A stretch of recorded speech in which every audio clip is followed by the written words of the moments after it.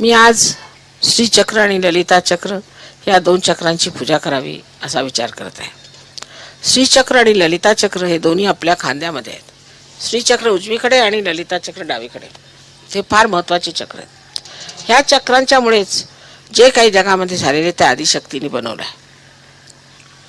हा आणि था किंवा महाकाली आणि महालक्ष्मी, महाकाली आणि महासरस्वती ह्या दोन शक्त्यामुळे आपली डावी आणि उजवी बाजू बनलेली आहे.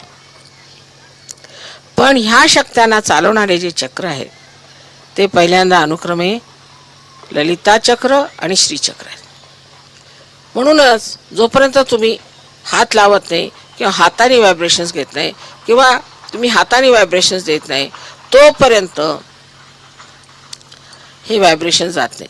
पुष्कळ लोकांचं असं म्हणणं आहे की आमच्या पोटात जर